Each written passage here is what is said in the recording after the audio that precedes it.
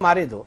ये अंजना जी, इनका cassette player अटका हुआ है। कभी कभी तो मैं सुनता हूं तो मुझे लगता है ये 2014 से ही, मतलब ये वीडियो कहीं 2014 का तो नहीं है। ये क्या बोला तूने?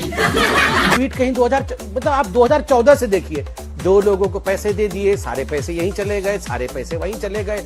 मतलब राहुल गांधी कमाल की चीज है। डायलॉग राइटर भी उनका एक ही है, वही एक डायलॉग लिखते रहता है और वो भी थकते नहीं।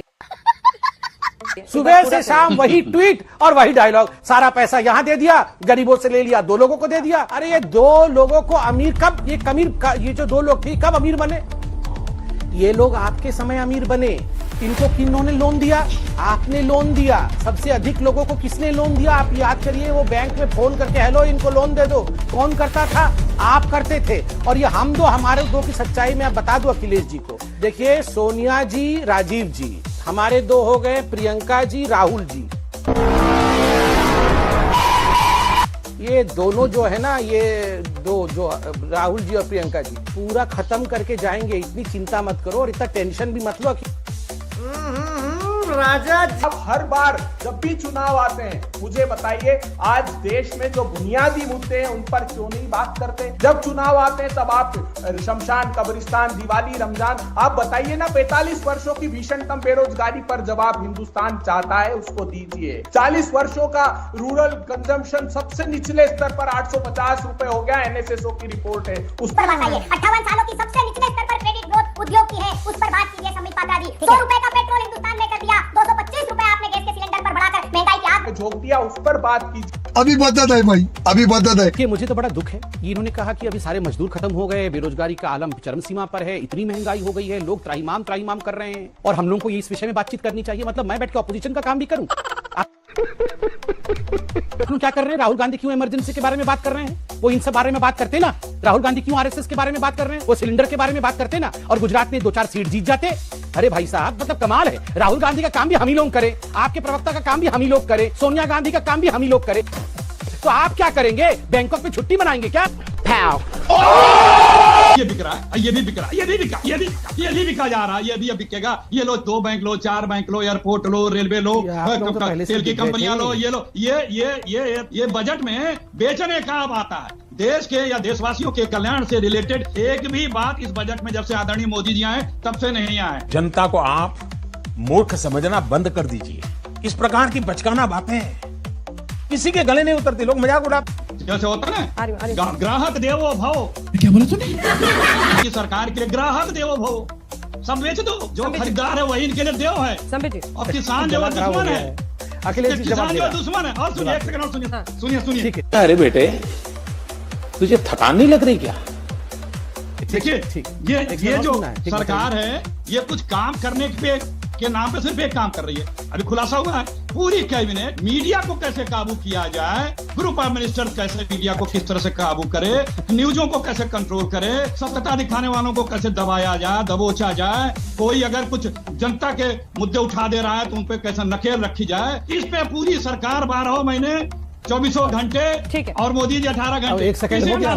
लेकिन चले एक काम कर, 200 रुपए दे और 50 रुपए काट ओवर एक्टिंग के वजह। देखिए, इन्होंने कहा कि इन्होंने बड़े एकदम ड्रामेबाजी की तरीके से कहा ये भी बिकेगा, ये भी बिकेगा, ये भी बिकेगा, ये भी बिकेगा। अरे परेशान मत होइए, आपके तो पहले से ही बिके हुए हैं। 2008 में चाइना में बिक गए थे जाके। MOU sign. हाँ, क्या करता है रे? तो पता नहीं है। MOU भेजू MOU। कैसे चाइना में बिके थे दोनों जाके। अरे अंजना जी, देखिए जरा अंजना जी, ये बीच में कैसे चिल्लाने लगते हैं, कैसे बीच में चिल्लाने लगते हैं। मैं तो अखिलेश जी इतने उम्रदराज हो गए, मतलब मेरे दादाजी की उम्र कैसे ऐसे चिल्लाते रहते हैं। आराम से सुन लीजिए। दादाजी ऐसे मत। छोटी बच्ची हो क्या? समझ नहीं आता कि साथ रहो। बचपना तो है तुम्हारे। हाँ, तभी तो मैं बोल रहा हूँ, आपके दादाजी हैं, आप क्यों परेशान हो रहे हैं? अरे मैं नहीं चाहता हूँ कि आपका ब्लड प्रेशर बढ़े। आरोप ये है कि क्या आप लोग किसानों का हक? ठीक है हंसी के पात्रा मत बनो। क्या संबित जी? ओहो, ये नाराज हो गए, इनको दादाजी बोल दिया तो नाराज हो गए। मुद्दे का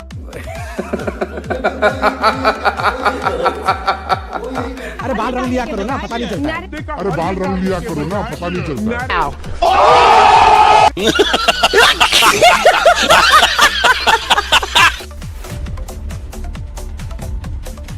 आप आपने कल भी एक लंबी चौड़ी प्रेस कॉन्फ्रेंस की, आपने कहा कांग्रेस पार्टी फ्रिंज पार्टी बन गई है, देश में अब कहीं भविष्य और अस्तित्व नहीं बचा कांग्रेस पार्टी का। आपने अभी अभी कहा कि राहुल गांधी एक फेल्ड पॉलिटिशियन है, फिर उस कांग्रेस पार्टी का या उस राहुल गांधी का कुछ कहना, कोई बयान उनका देना, वो आप लोगों के लिए इतना मायने क्यों रखता है? आपकी पार्टी इतना रिएक्ट क्यों करती है जब राहुल गांधी कुछ बोलते हैं? चलिए, ये बहुत अच्छा प्रश्न है, बहुत लोग ये प्रश्न पूछते हैं, मैं इसका बहुत ओपनली जवाब देता हूं।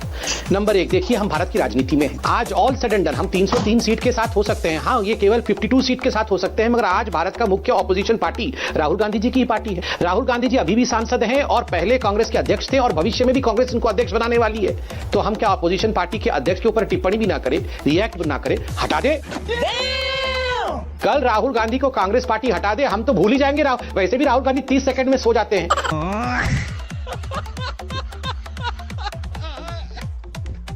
हम तो भूल ही जाएंगे कि कोई राहुल गांधी थे। अरे कांग्रेस कल समाप्त हो जाए, कल 0 सीट आ जाए, हम तो कांग्रेस पार्टी का क भी नहीं लेंगे।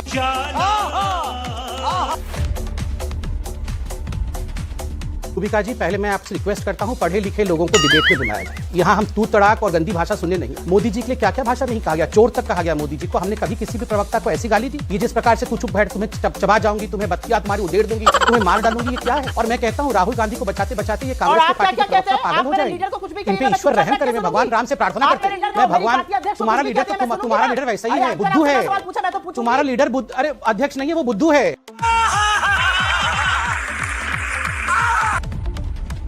खास बात मैं सिर्फ इतनी सी पूछना चाहती हूँ कि ये सारी बातों का लब्बो लबाब जो है वो ये है कि स्ट्रेटेजिक डिसीजंस जो हैं, चाहे देप्सांग हो या कैलाश रेंज हो, देप्सांग से हम चाइना को खदेड़ क्यों नहीं रहे और कैलाश रेंज को छोड़ क्यों रहे हैं, ये हम नहीं पूछ रहे हैं, ये तमामों वेटरन्स पूछ रहे हैं, तमामों एक्सपर्ट्स पूछ रहे हैं कि इंडिया ने अपनी बेस्ट बार्गेनिंग चिप क्यों दे दी। ये हम अकेले नहीं पूछ रहे हैं, ये वेटरन्स भी पूछ रहे हैं। Main and women in uniform who have served the Indian army with, इस पर हम लोग ऑलरेडी शायद बात कर चुके हैं सुप्रा जी, लेकिन फिर भी रुक, तेरे को बताते तेरी मां।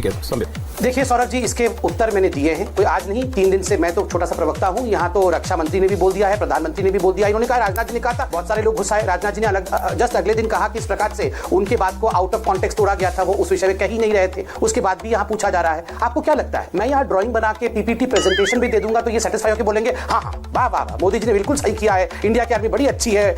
नहीं। पत्थर पे सर नहीं मारना चाहिए और मूर्खों के साथ आर्गुमेंट नहीं करना चाहिए। अच्छी बात बोली, आपको अच्छी लगी तो ऐसे थोड़ा मार दीजिए हाथ आप। ये देश बहुत बुद्धिमान है, ये देश जानता है कि कौन सौर्यवान है। हिंदुस्तान की आर्मी ने बहुत अपने जान की बाजी लगाते हुए हिंदुस्तान की संप्रभुता को बचाया है, हिंदुस्तान की संप्रभुता को। अरे राहुल गांधी मूर्ख है या बुद्धिमान है, ये पूरा विश्व जानता है, जो बाइडेन भी जानते हैं। तो यार बस आज के लिए सिर्फ इतना ही। अब अगर तुम लोग को वीडियो पसंद आई ना तो यार लाइक मारो, कर दो यार, तुम्हारे पैसे थोड़ी ना कट रहे, कर दो। अब अगर तुम लोग नए हो तो यार सब्सक्राइब करो, वो जो लाल वाला बटन है उसके साथ मैरी गो राउंड खेलो या फिर टीपी टैप, मुझे नहीं पता, बस क्लिक हो जाना चाहिए।